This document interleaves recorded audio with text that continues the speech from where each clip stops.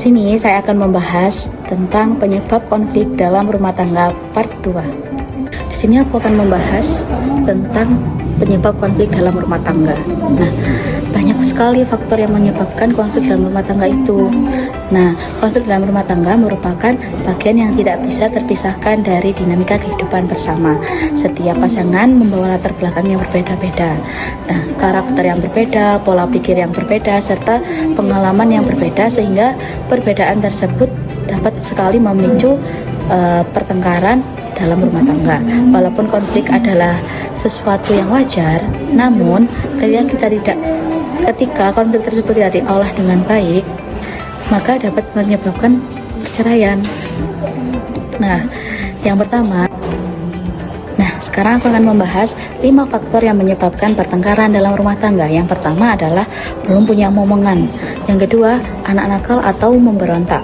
Yang ketiga, campur tangan orang tua atau mertua.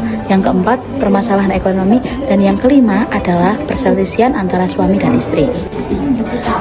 Nah, kali ini kita akan membahas faktor pertama yang menyebabkan pertengkaran dalam rumah tangga, yakni belum memiliki keturunan atau momongan.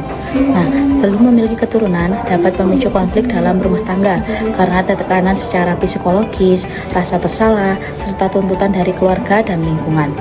Nah, kurangnya komunikasi, stres, dan perbedaan sikap dalam mencari solusi medis sering memperburuk situasi. Nah, jika tidak dikelola dengan baik, kondisi ini dapat menurunkan kualitas hubungan antara suami istri. Nah, lebih baiknya dikomunikasikan terlebih dahulu masalah momongan tersebut antara suami dan istri. Selanjutnya ada anak nakal, anak memberontak.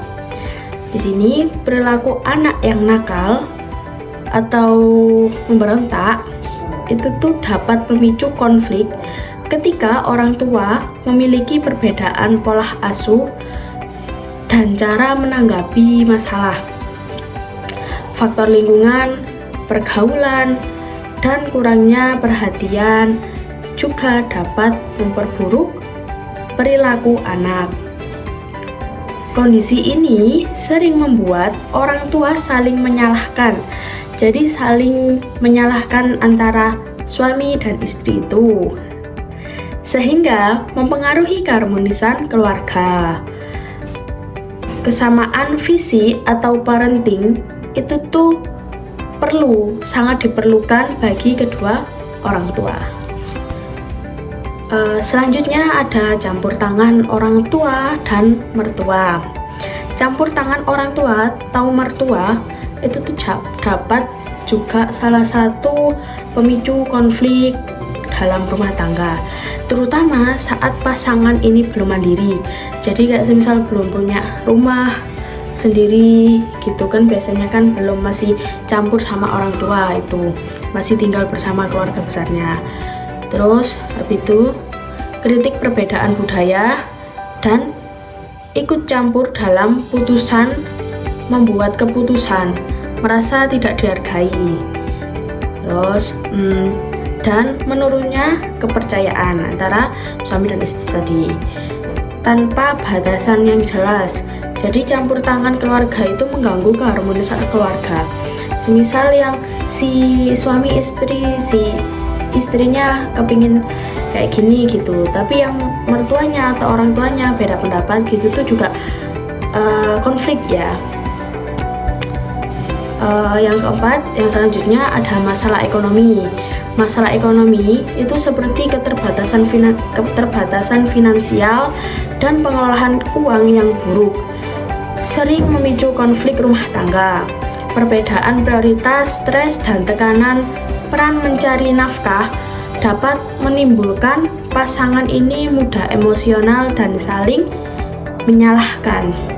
Kadang kan ada profesinya si wanita sama si pria ini lebih tinggian yang wanita, itu tuh juga bisa jadi masalah. Ya, yang terakhir ada perselisihan suami dan istri. Di sini perselisihan ini sering muncul itu karena komunikasinya buruk, terus perbedaan karakter, habis itu ada kecemburuan, atau ketidakseimbangan peran.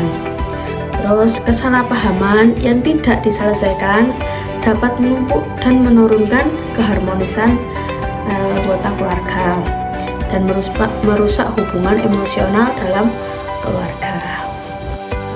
Kesimpulannya di sini konflik dalam rumah tangga itu merupakan hal yang wajar.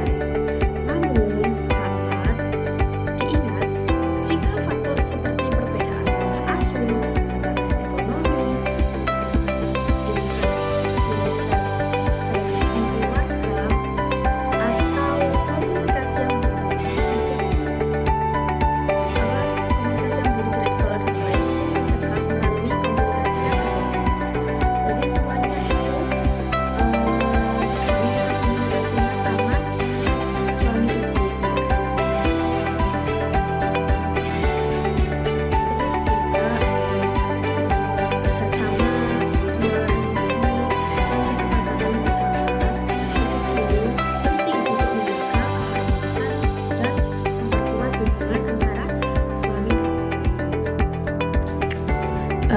sekian presentasi dari kami, kurang lebihnya mohon maaf.